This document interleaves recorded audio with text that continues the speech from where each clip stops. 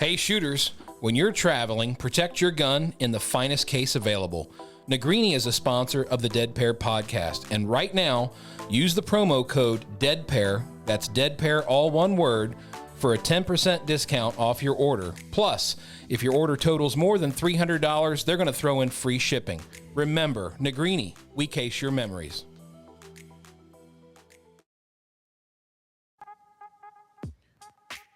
American-made Atlas traps are made right here in Kansas and feature the finest quality, innovation, and support in the business. Atlas traps are made using aircraft-quality aluminum and stainless steel to ensure your traps will outlast the competition. So whether you're an individual needing a private trap for practice and recreation, or a club needing to outfit your entire facility, family-owned and operated Atlas Traps can suit all your needs. Visit atlastraps.com to see the full line of commercial and recreational traps and accessories. With prices that won't make you see red and quality that won't leave you feeling blue, Atlas has the finest equipment available.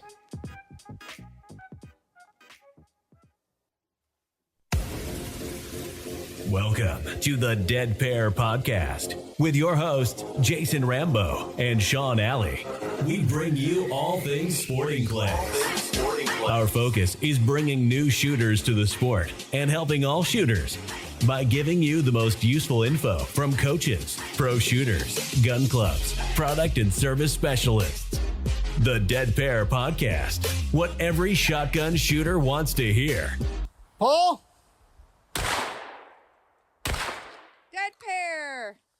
Hey everyone, welcome to the Dead Pair Podcast. I'm your host, Jason Rambo. With me, the man that's large and in charge, it's Mr. Alley. How you doing, Rambo? I can see the twinkle in your Oh, eye. I have got a twinkle. All excited. This one's a big one.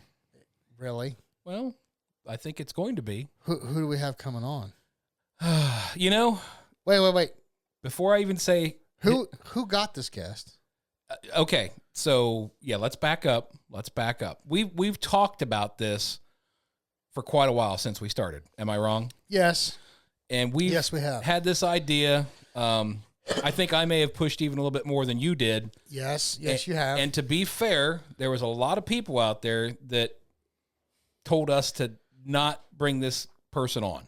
Well, nobody really. I think everybody kind of underestimated Sean Alley's man crush. Oh, stop it now. Nah. Anyway, very big thank you to Doug Kirkendall, KNL Ammo, for helping us with our guest. We have none other than Ben Husthwaite tonight. Yes, absolutely. I mean, wow.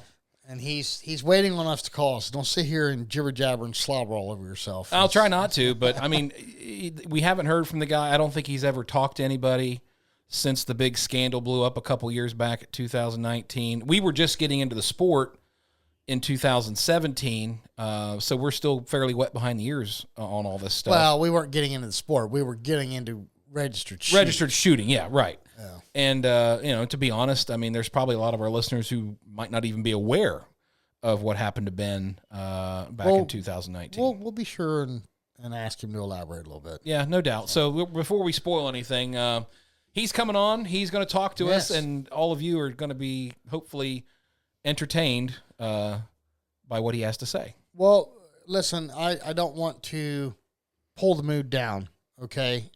I want to do this very respectfully, and I want to make sure that he's remembered in a good way. Sean and I would like to offer our sincere and heartfelt condolences to Jack Fishburne's family and friends and all the staff at the Cardinal Center. We lost Jack Fishburne this week, and it's anybody that's ever met the man. Even people that haven't met that man, let me just tell you, it's a big loss to the shooting community. Absolutely. He put his life into the Cardinal Shooting Center. He absolutely loved youth shooting, loved seeing kids getting involved in youth shooting. Yep. Him and his wife built a family center there. That was their vision. He had lost her, a while back, and he continued with it. And probably one of the nicest guys you could have ever met.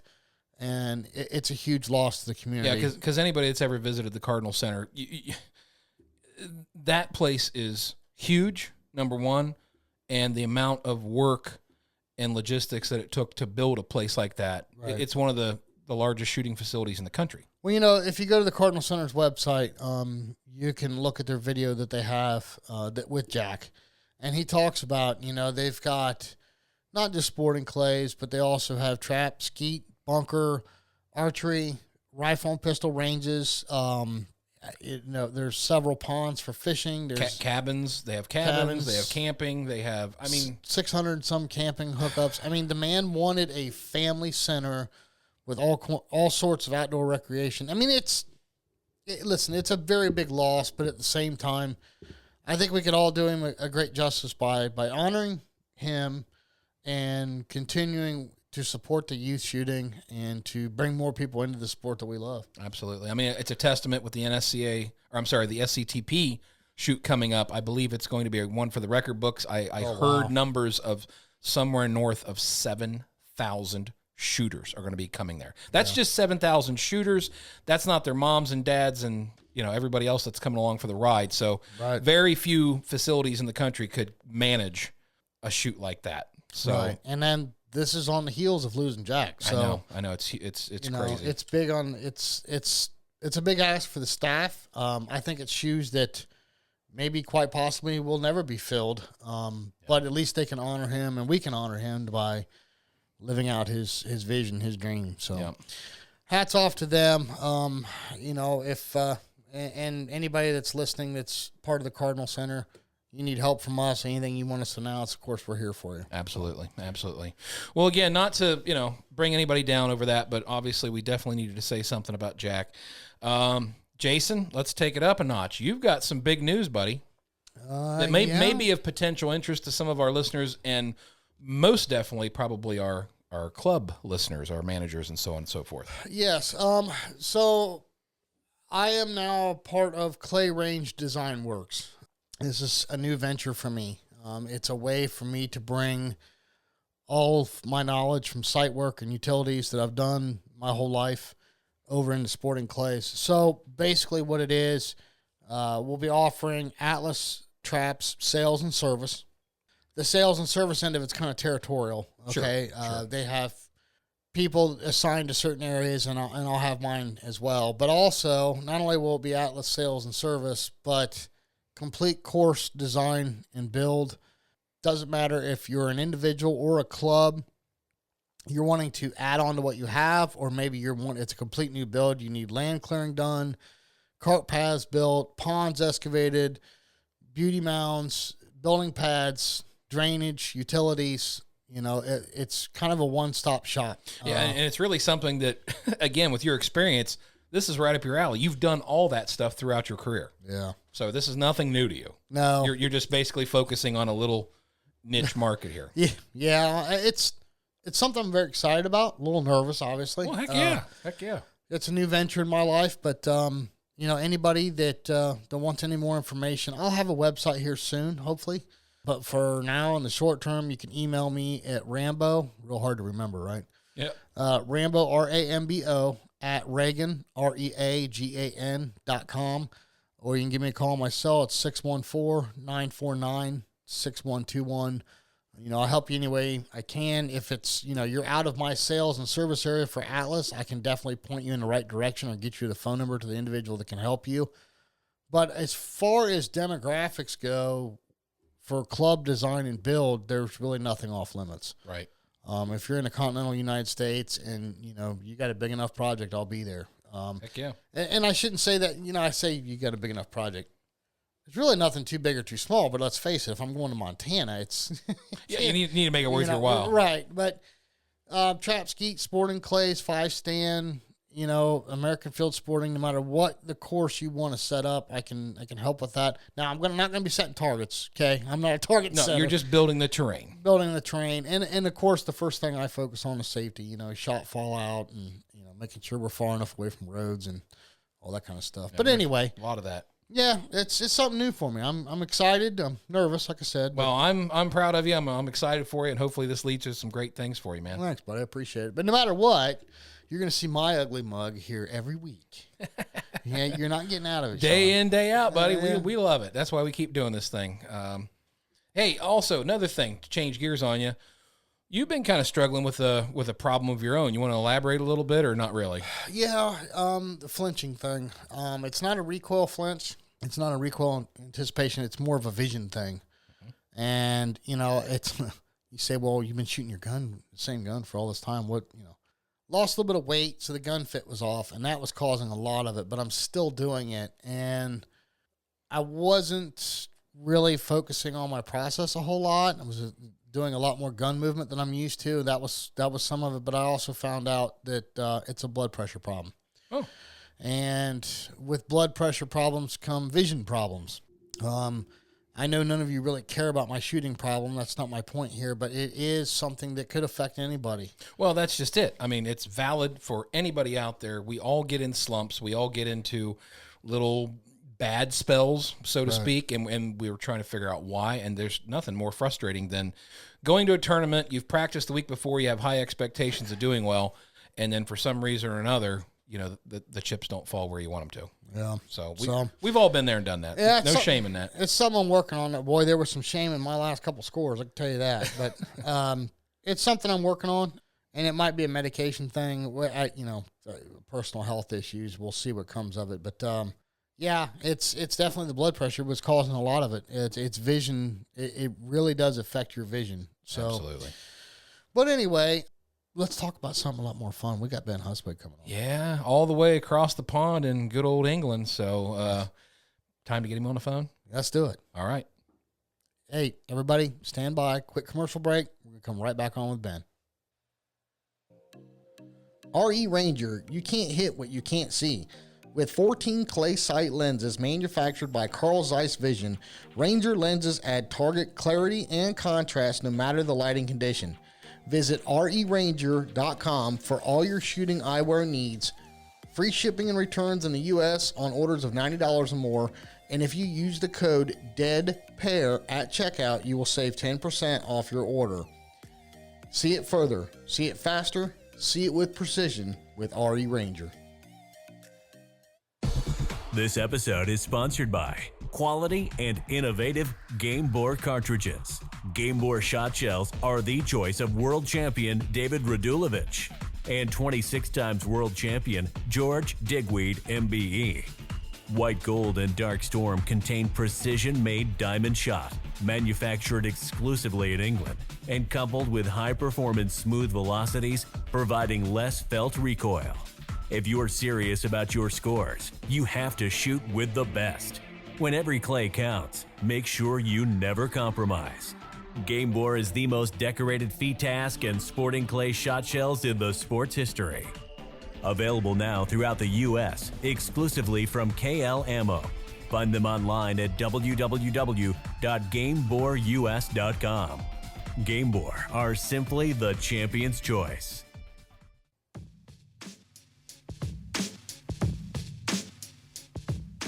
Rad Chad Roberts is available and ready to teach you to be your best. Chad is a two-time All-American, two-time California FITASC champion, and a 2019 California State champion. Chad stresses solid, fundamentally based processes that will ultimately allow a shooter to analyze and self-correct themselves as they learn and grow. He gives you all the tools to be able to apply the correct concepts and allow you to break targets consistently and be confident in all shooting situations.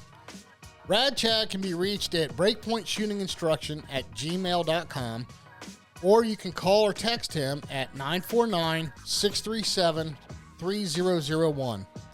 As a bonus, Chad will be holding coaching sessions at C4 in Madison, Ohio, August 2nd, 3rd, and 4th, while there to compete for the Masterclass 300 tournament. Call C4 and ask for Jolene Carnabucci at 440-298-3200 to schedule an appointment or check availability.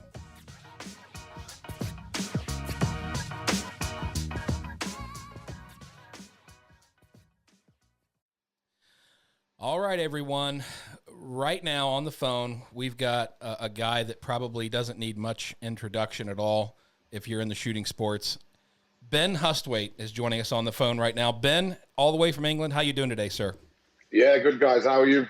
We're great. Doing Thank great. you so much for joining us on the podcast. We were really looking forward to this.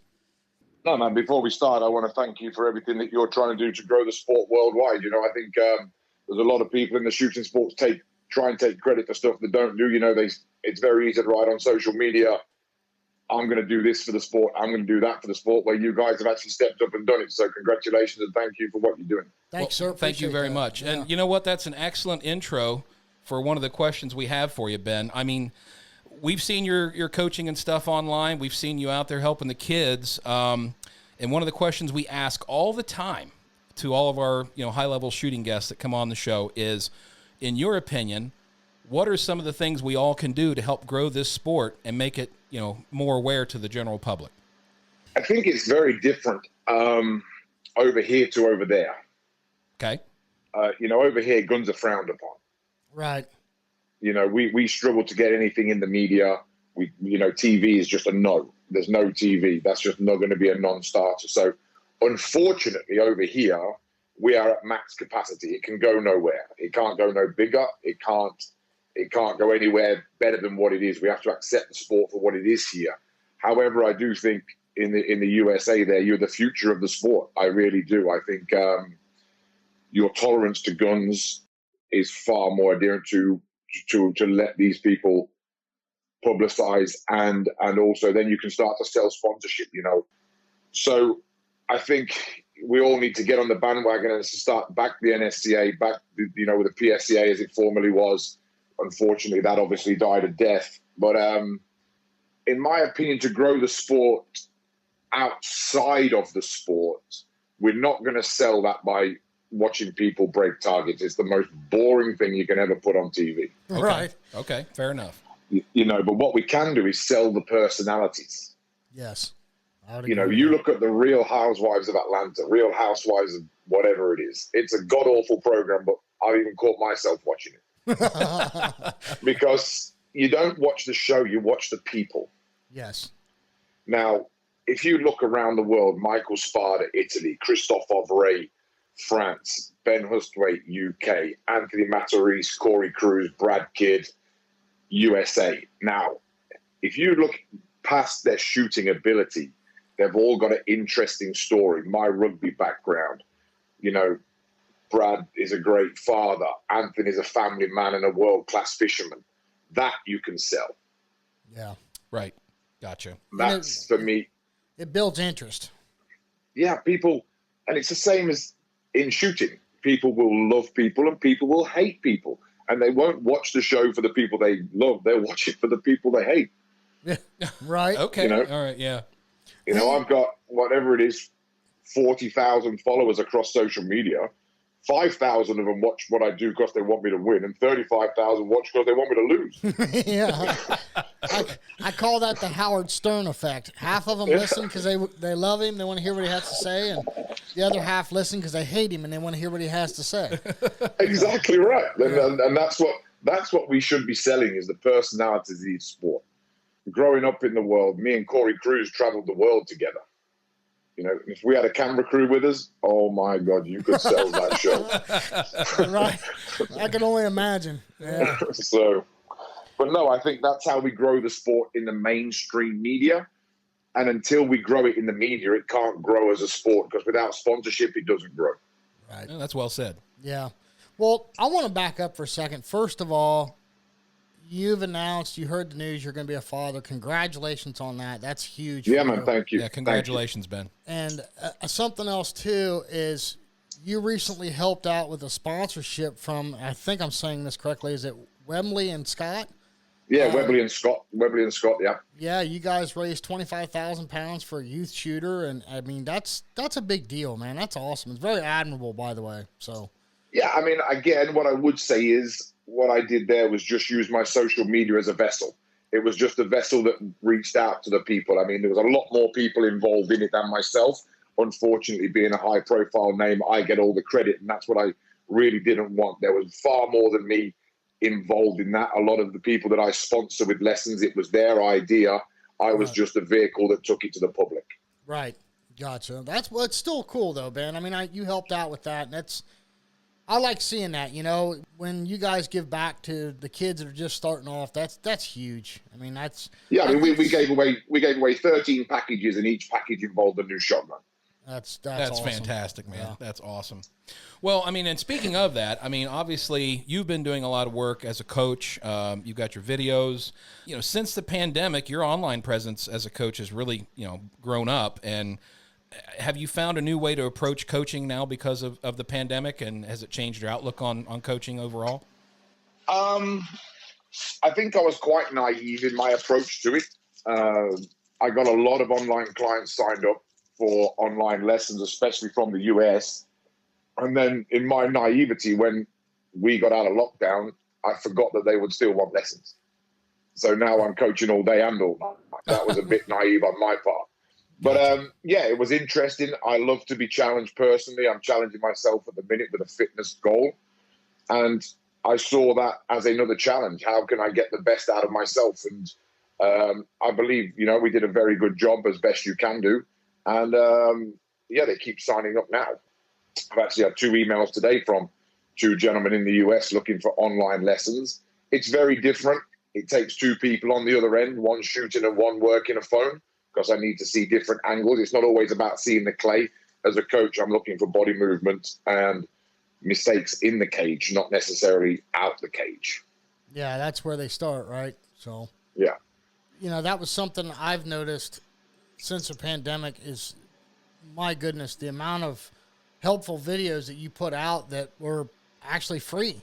I couldn't believe it. Was like, holy cow. I mean, it felt like the man's giving away the farm, but you really weren't. I mean, you were basically showing drills that can be done at home, which is very useful, very helpful, especially when you're in a lockdown situation.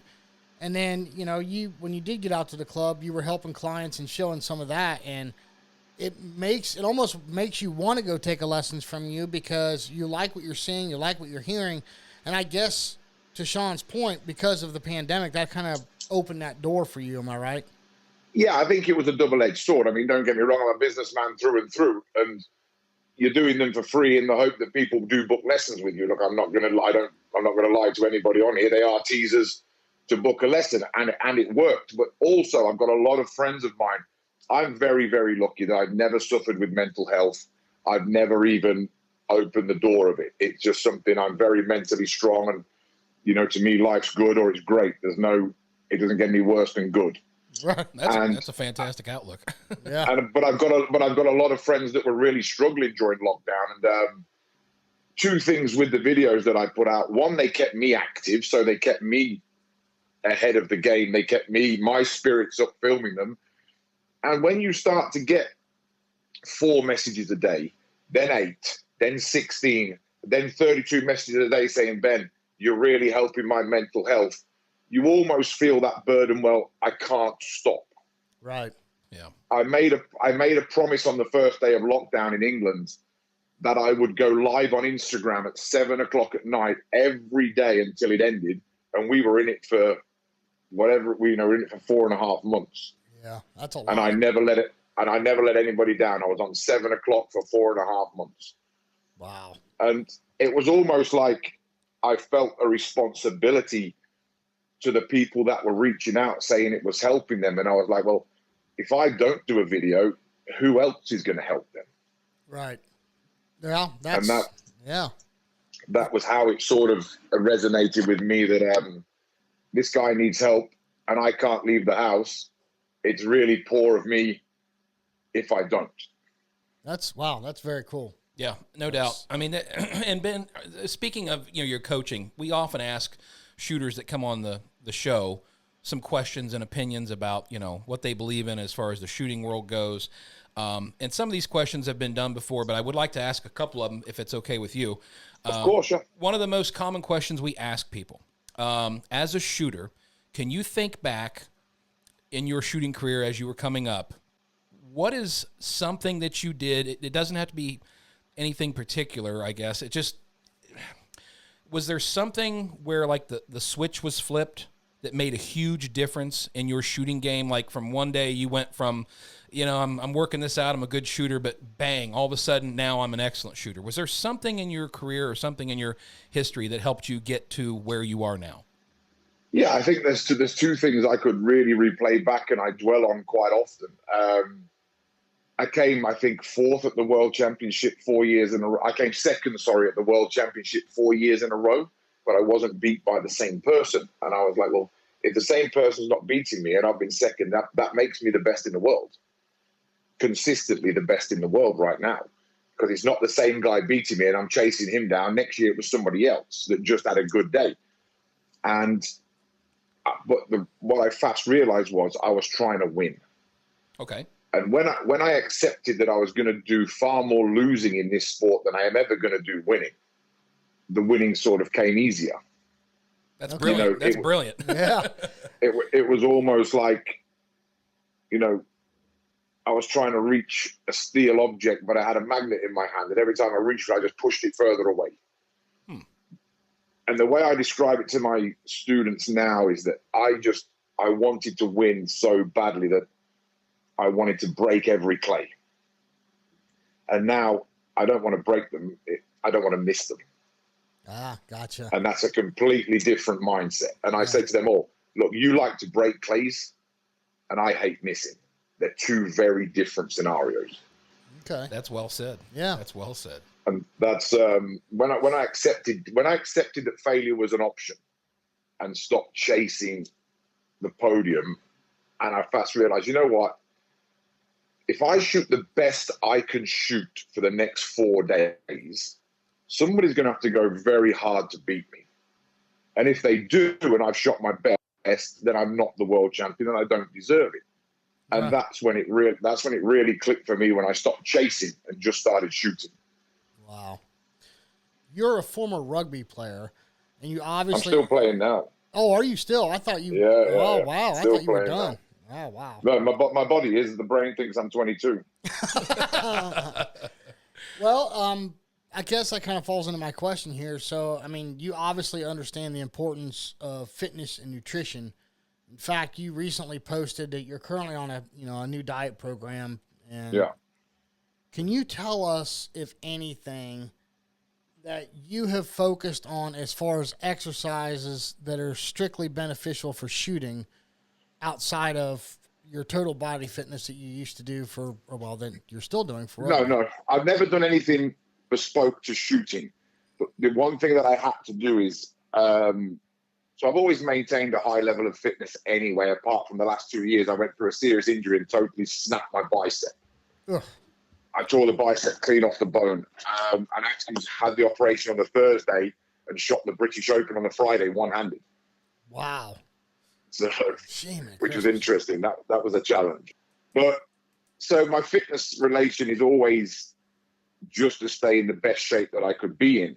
Now, the only thing that I did have to do was do my gun fit to a full chest. Okay. And that involved exercising in the gym, fitting my gun, and then what I would have to do before every shoot, I would have to just sit in the hotel room or at home and absolutely grind out the press-ups to get my chest full again, because if you know anything about training, you can inflate and deflate substantially. Yes. And it would completely alter my gun fit if I didn't do the press-ups. It was all about getting myself into the shape where I know my gun would fit me the day of the shoot. I just didn't know if there was anything that, because you did so much training, if there was anything specific that you noticed, hey, if I focus on these movements or this exercise, it helps more for gun movement, swing. No, I've never done anything. I've never done anything like that. And I don't think, Okay. Look, I've never stood there and said, oh my God, I missed that target because I'm too fit. That's never going to happen. Right. And if you look at some of my competitors over the year, they look like a melted trash can. We're not. So fitness is obviously not highly important because, they look like 10 pound of dog food in a 5 pound bag. So we're not going to overly worry. I've never worried about my fitness in shooting, if I'm honest. Right. I think the only time fitness becomes a part of shooting is if you've had a long day and then you've got to shoot off in the evening. That's when fitness can become a major part of it. And I do believe that's the only time. Right. Gotcha. Well, okay, here, Ben. Here's a question for me, and this is kind of I'm being a little bit selfish here. I think you're aware of how the class system works here in the States with the NSCA. Yeah. You earn punches and you move up your level. So when Jason and I started, they started us off in E class as new shooters back in 2017, and we both have chased punches all the way up, and that's kind of been one of our main goals, aside from obviously just becoming better shooters. And as I've gotten more into this game and been more aware of how things work, I really wish I could have gone and put on the brakes early on and not really focus so much about that and maybe focused more on just becoming a better shooter in general. So right now I'm like 4 punches away to getting into master class, which obviously is the top tier here in the States. Yeah. So, and we recently had a friend that punched a master class last year. And I guess, again, how it's set up here in the United States, and I'd really love to hear your opinion on this. We've got, when you go to these big shoots, even if I'm in master class, I'm not going to be anywhere near the caliber of some of the top shooters that are in master's class, but yet I have to compete against them. Do you think there's anything that could be done, or what is your opinion of maybe taking master class and separating it or doing something different with it to where, these guys that have basically spent their whole lives as professional shooters are competing against other guys in the same class that are like me? Hey, I work a 40, 50-hour a week job, and I'm just a weekend warrior when I do this. Do you have any thoughts on how that could be better for our system and how we do it now? I don't think your classification system works at all, but then ours is completely different, and ours doesn't work either. So the problem over here is, what happens over here is at the end of every 6 months, they average out all of your scores from your registered events. You're then left with an average, and that average puts you in the class that matches your average. So 60% and below is C class, 60 to 68 is B class, for instance, 68 to 74 is A class, 74 to X is AA and AAA, etc. Now, the problem being is people just hang around the easy shoots, getting a higher average. So we end up with the same problem that you've got. Okay. So it all depends on the demographic of what is your goal. Being in masterclass is great, but after 2 years of not being competitive, are you going to stay in the sport? Right. Yeah. That's the problem. So what they've done over here now is at the major events, and only the major events, they've brought in a AAA. Okay. So the top X amount % go into a class of their own. Now, unfortunately, over here, all of our payouts are done on an entry in that class. So the elite go into a class with few, and the payout's worse. Almost like 100% payback type structure. So if there's 400 entries in C class, those 400 entries, their prize money stays in C class.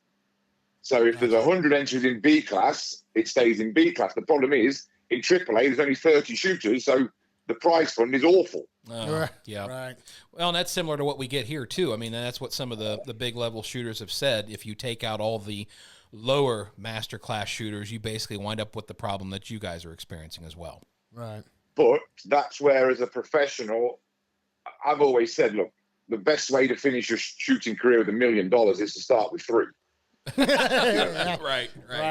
It's if we're in this for the money from the competitive side of the sport, you're in the wrong sport. Right.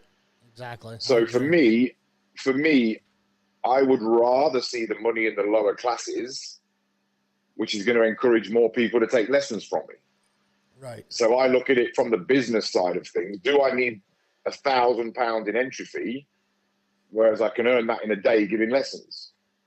So I can see it from both sides. I do believe the pro shooters should be classified on their own. I do believe that. I don't think everyday Joe should be shooting against the professionals. But as we touched on earlier, the only way to get more sponsorship into that elite class is to sell the elite shooters' personalities to the public. Right.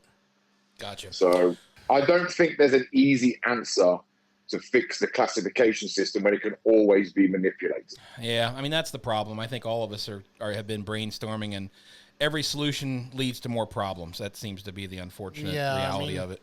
I mean, the only thing that I can think is fair, that I've always said, is that you do it on our average system, but you do it over 7 shoots of the year, and you must attend those 7 or 5 of the 7, because then everybody shot the same targets and your average is true.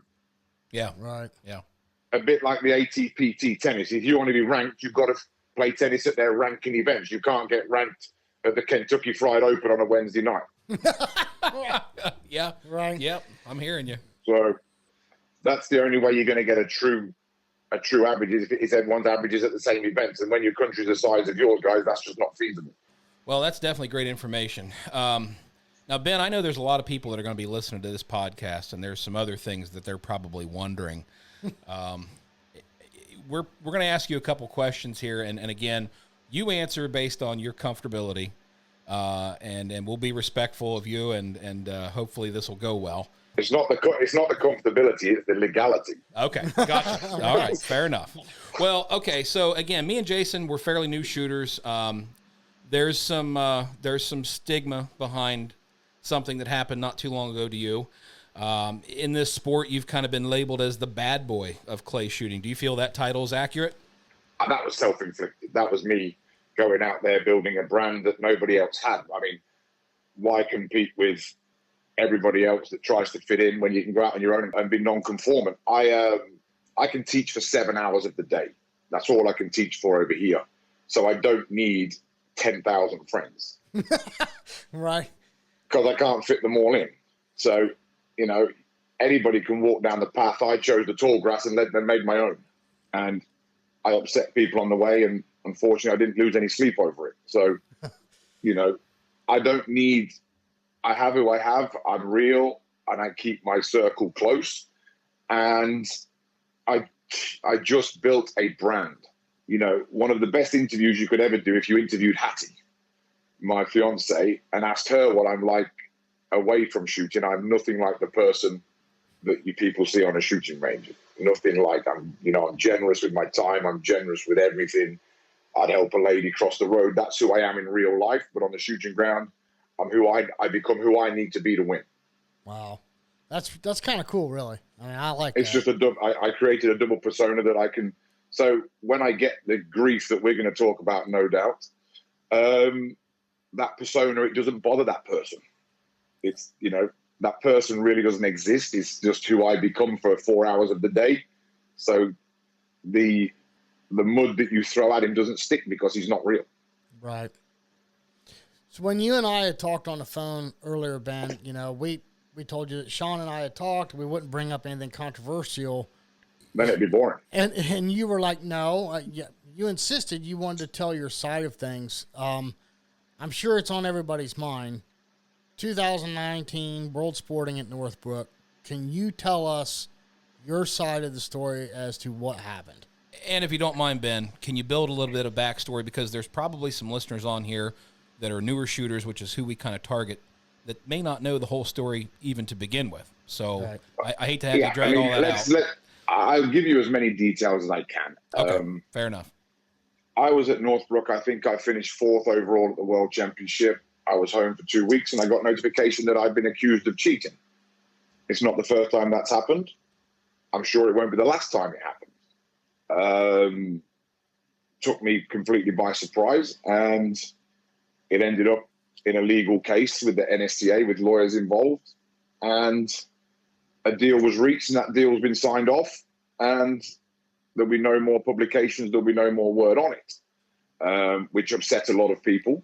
A lot of people wanted the ins and outs, and they wanted to know what happened, and I believe all of the associations handled it very well. I believe I handled it better.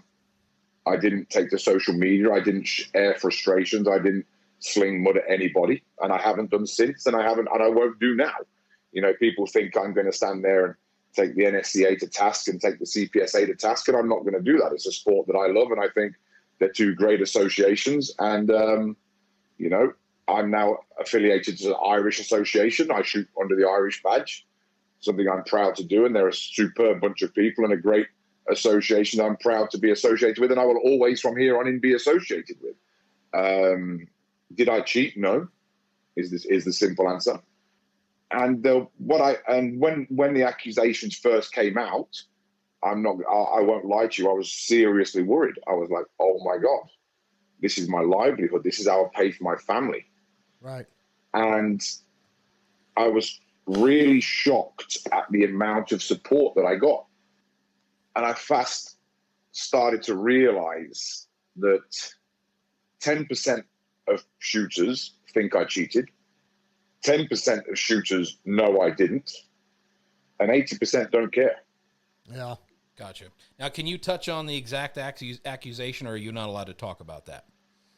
No, look, they accused me of changing my own scorecard. That was the accusation. Okay. And that's really what the accusation was all about. Okay. So the scorecard was accused that I changed it myself. Gotcha.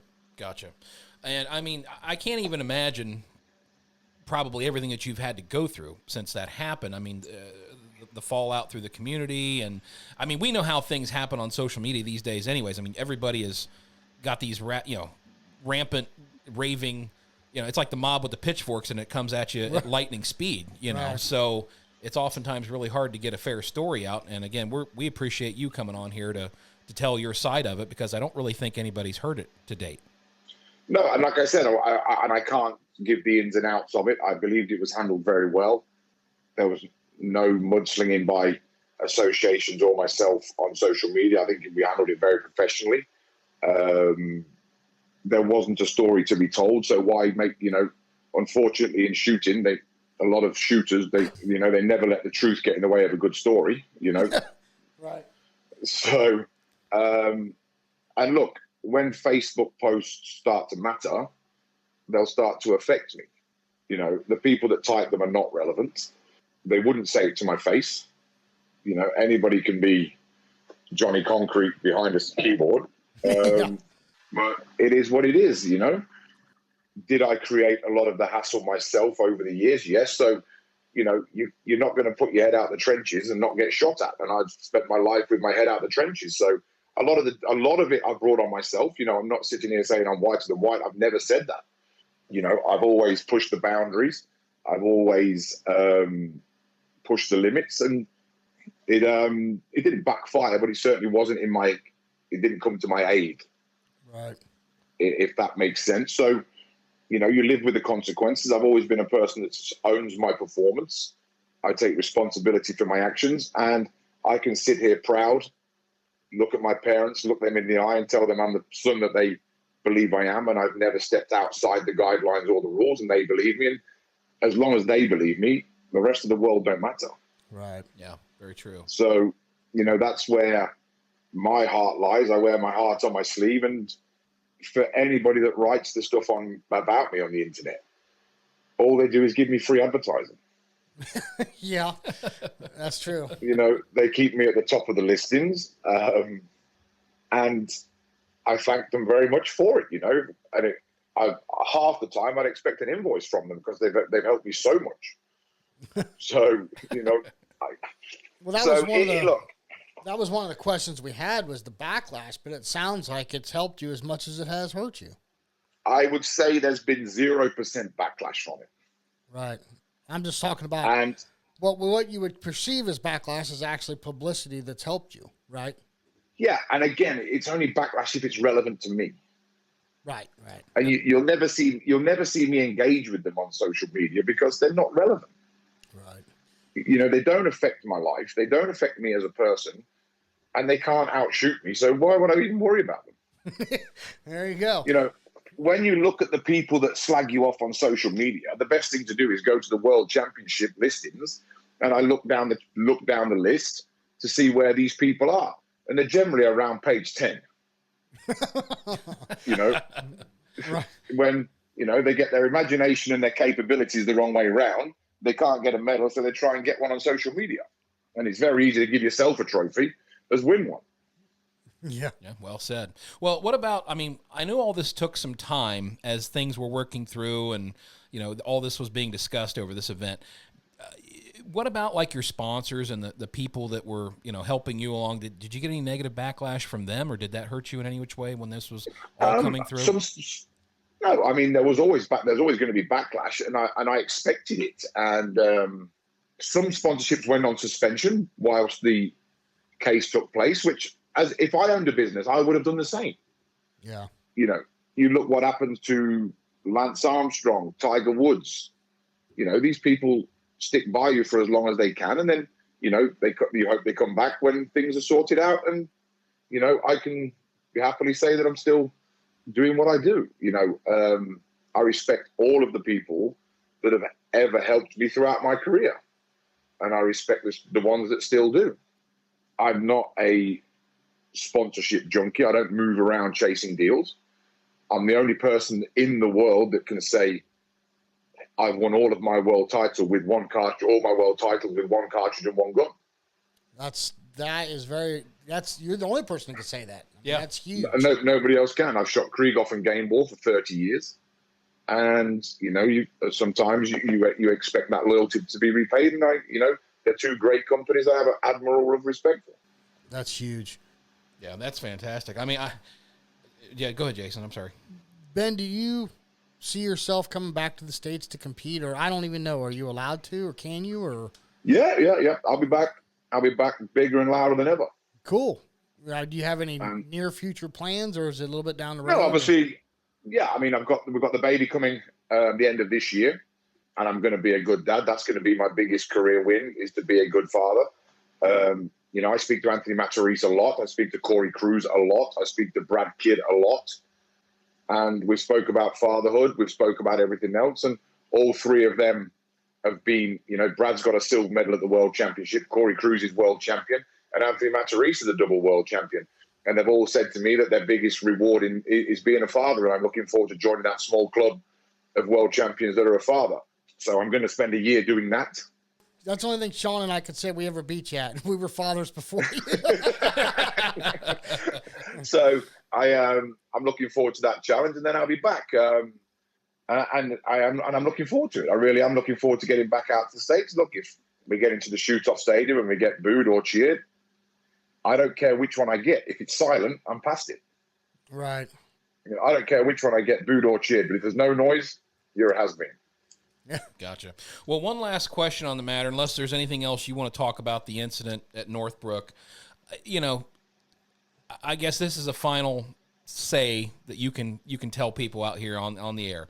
There's a lot of people that, you know, I've read back through the Shotgun World forums and everything like that. A lot of people, let's be blank, labeled you as a cheater. Now, why in the world do you think that they did that, Ben? That's what I got accused of. Well, and as I said, it's not the first time I've been accused of it. I mean, is that the case? I mean, it just seems like, you know, here in the States we got a saying, you know, innocent until proven guilty. So, you know, I find, you know, maybe it's just people that are jealous of you or just wanted to jump on the bandwagon. No. I wouldn't say everyone's jealous of me. That's not something I'm arrogant enough to say. And some of the people that have said it have beat me in from time to time. So it's not a jealousy thing. It's not an ability thing. Look, with me out of the way, it's a lot easier to win shoots. Okay. You know, that's straightforward enough. I'm not being big-headed saying that. I'm being competitive for 25 years. Right. And look, in my past, I've said this before. I've been immature and I've said things I shouldn't have said about other shooters. You know, and I regret saying them now. And I hope one day these people look back and regret what they've said. Do I get angry at them for saying it? No, because I've been that immature person that has said it. You know, I think the problem being is shooting has a huge worldwide following thanks to the likes of you guys, and nobody gets any media training. Okay. Yeah. You know, so you make a lot of F-ups because you don't know how to behave online. Right. And you don't realize that once you said it, it's out there. Yeah. Yeah, that's the truth. And it's something that I'm learning. It's something I'm enjoying. You know, when you call somebody something, you're liable if you want to be. I could have sued so many people. But one, I don't need the money, and two, I don't need the hassle. Right. So it is what it is. As I said, I can brush my teeth every morning, look in the mirror, and know I didn't do anything wrong. And that's all that matters to me. There you go. Well said. Yes, well said. for sure. You want to do the... Yeah. Hey, Ben, listen, before we let you go, we do this thing called rapid fire questions. You like to partake in this? I told you I've never hid from anything yet. Okay. All right. So first question, gun. Which gun do you shoot? Krieghoff. 32 inch? Yeah. Ported or non-ported? Non-ported. I don't like, all ported does is make a gun noisy. Custom stock or factory shot? It's both. It's a semi-custom, it's a semi-factory stock that I've had adjustments made to in the factory. Okay, cool. Screw in or fixed choke? They are screwing, but there's 2 modifieds in there that don't come out. Okay, modified. That's your go-to. Yeah. Shell, we know you shoot game board. Do you have a go-to load that you like? Is it the white gold? Generally, the dark storms all the time. Dark storm? Okay. Yeah. 7.5s or 8s? Both. Both. Vest or shell bag? Best. Brand? I got a terrible mount. If I wear a vest, it slips out my shoulder. What brand? MJB Graphics. It's a new company over here that are just new to the market. Oh, okay. Cool. Glasses. Hila. And ear protection? Vario. I'm sorry, say it again. Vario Hearable. They're the biggest electronic ear company in the UK pretty much now. Oh, wow. Gotcha. Very cool. Well, Ben, listen, I know. If you let me know, and I'll send you a set to have a look at. Oh, yeah. Very That'd be cool. awesome. Very cool. Yeah. Now Ben, if They're people... they're one of the only in-ear electronics that work on a phone plug, so you don't have to have impressions done. Really? Huh. Yeah. That's very cool. I'm definitely have to look into that. Yeah, That's for pretty sure. cool. Because almost Yeah, every well, one's so- over well, here, that- you have to get impressions. So Yeah. So I've had a lot of operations, and so my ears are not straightforward. So I work with the company to advance this phone because I can't have anything put inside my ears. Wow. So they originated from me, and they've just gone viral. They're just selling like you wouldn't believe. awesome. That is cool. What's the price point on them? You know, off the top of They your head? they sell over here at £199. So what's that, like 240, 250, something like that? 250, Oh, I that's think very it is, yeah. reasonable. That's very reasonable. Yeah, that's impressive. So That's yeah, I awesome. mean, look, it has its ups and downs. Like I said, if I went backwards in time, would I do anything different? Probably not. And that's what I can look in the mirror and say, I was real. I was me. I've stood on the podium. There's only 2 people in the world that have stood on the middle of the podium more than me. So I obviously did something right. That's a very fair statement. I don't think you can say it any better than that. And for those that have been living under a rock, if you will, how many world titles do you have now, Ben? I honestly don't know. I honestly don't know. I've never stopped to count because for me, I never look in the rear view when I'm competing. It's multiple. I mean, it'll be well up in the teens. Wow. But again, I just don't know. I don't care. I don't chase the ones I've won. I've chased the ones I haven't. Right. That- Very good. Well said. Yeah. It's great to stand here and say, I was world champion in 2017. Who cares? Who's world champion in 2022? Right. Yeah. That's the only one that matters is the next one. The rear view mirror might as well be ripped out because the only time you look in there is to see where you've been. You're never going to find out where you're going. Nice. Well, that kill or be killed, attitude is, I can tell what your driving fire is, your driving force every time you compete. And I think a lot of people lack that, It's who cares. But I also don't think you can be taught it. No, I think you're right. Now, I think a portion of it has to be instilled in you. Yeah. I mean, but one thing I would say is to all these people that have hated me over the years and wrote these things, if they'd left me alone, I probably left the sport years ago. I compete to piss people off. Get that final last word in. Yeah. I mean, I really do. I mean, if they left me alone, I would probably be nowhere near the fierce competitor I am today. I do it out of spite pretty much. So it's almost I've said it your before. fuel. Yeah, they I had a barren spell of 2 years where I think I was 20th in the world, 18th in the world. And when I got home, I wasn't bothered that I was 18th. So the fire was out. Wow. And then something went viral on the internet, and I was like, that's what I needed. You've just poured the petrol on. And I came straight back, and I won a world title that year. And they'll never know how the fire's burning right now. Bigger and brighter than ever. all thanks to a complete disaster at Northbrook. And the one thing I would like to say that I haven't said publicly, I think Northbrook is a fantastic facility. I think it's fantastic targets. I think the management team, including Brett Seibert, are fantastic people. There's no grudges on my part, and I would love to go back there. And I've always enjoyed shooting there. So that's cool. Well said. Well, Ben, for all of our listeners who may want to pick up some of your videos or maybe learn a little bit more about your coaching, where can they go, or what should they do to try to find you online? Well, if you go on to Google and type my name, two things come up: Ben Husthwaite to cheat or Ben Husthwaite court case for GBH. Ignore the first two. Gotcha. Scroll down to about the fourth or fifth one, and you'll find something useful to watch that'll make you a better shot. Add me on Instagram, add me on Facebook. I accept everybody, YouTube and everything. And see, that's what a lot of people don't realize. I had a 5-day trial in Crown Court. Wow. You know, I sat in front of a jury of 12 people facing a prison sentence for GBH on a rugby pitch. Being called a cheat by some numpties online really doesn't matter when you're sitting in front of 12 people facing prison. Perspective. I can tell you, them 12 people, their opinion matters. Yeah, true. You know, they could go one way or the other, and it mattered which way they went.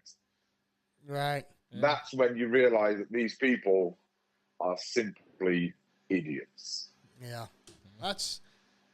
You know what, Ben? I told you before, Sean and I have always been a fan of you, and now that you've came out with all this, you know, I know Sean and I both have a newfound respect for you, Absolutely. even more than we had before. So Absolutely. appreciate you spending the time with us, coming on and Oh, talking. and look, I would always say the same thing. And look, if I've offended anybody in the past, I'm man enough to apologize. I'm not that person anymore.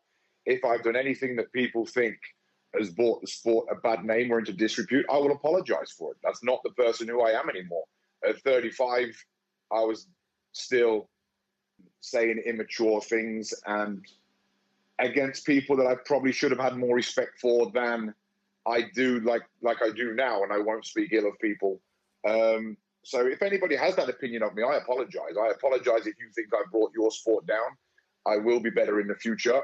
I won't change me, but I will be better for the sport going forward. So I'm man enough to say when I've done anything wrong, and I apologize for those things. It's very, very admirable. Excellent. Yeah, well said. But we really do appreciate your time, Ben. We appreciate you coming on. Yeah, and thank you talking so with us. much. Anytime. Been our pleasure. And if you want to do an X-rated one time, let me know. We can really go into it. We might have to do that. Put a parental advisory warning on it. Well, Ben, anytime you want to announce anything or you want to come on and talk to us, feel free to give us a call. We'd love to hear from you. All right, man. When you make it over to the States, we're going to sit down and have a cigar. Yeah, you might have to just duck a few beer bottles being thrown at me, but we'll be all right. We'll put our football helmets on. We'll be good. Well, thanks again, Ben. Appreciate it very much. All right, sir. dude. Take care, Appreciate Ben. it. Thank you. Have a good evening. Take it easy. Bye-bye. Bye-bye. All I can say is wow. We just had Ben Husthwaite on the Dead Pair podcast. Can you believe that, Jason?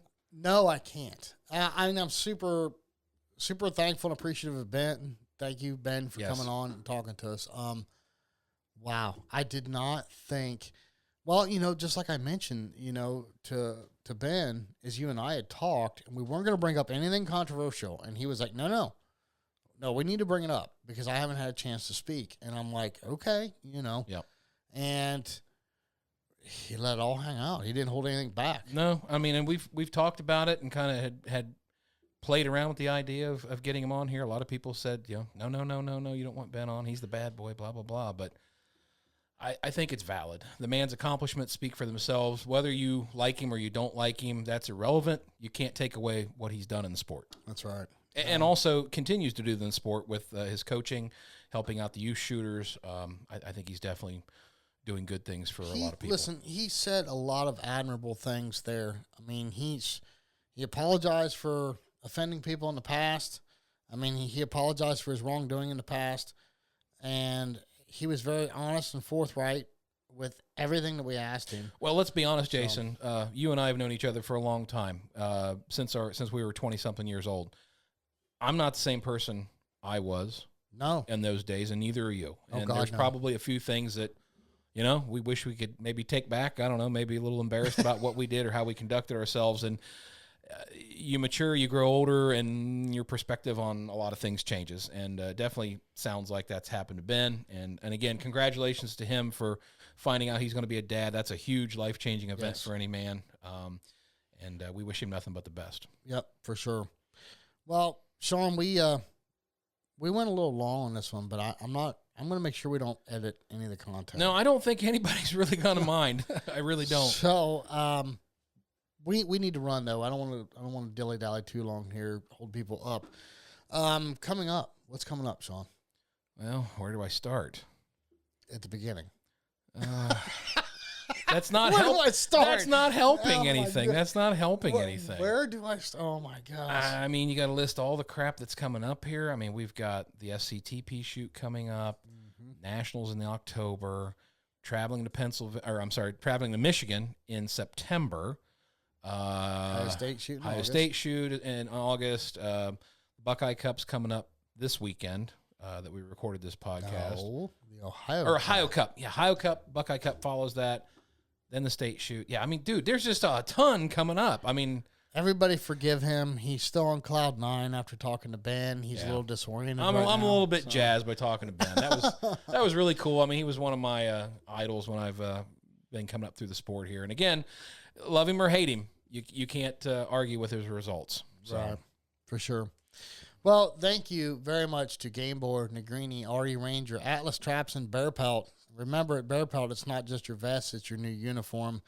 Thank you to all of our sponsors, and make sure you check out that new code with Negrini. Right. 10% off your order plus free shipping over $300. This is huge, okay? Yep. Negrini never, ever, ever has offered discounts, and now you're getting a discount through the Dead Pair podcast. Just use the code DEADPAIR at checkout, no spaces, all one word, DEADPAIR, and you're going to get 10% off your order. So you guys need to check them out. Don't forget about the discount at RE Ranger. Yep. You also get 10% off there. Guys, this is huge, okay? These people, they love the show. They love the fans. They're giving back to you guys. Take advantage of it. Yeah, absolutely. And we feel honored that they support us and that we've been able to help them help us. And it's one big circle, man. Great That's stuff. right. Great stuff. Absolutely. We'll see you next week On the Dead Pair Podcast.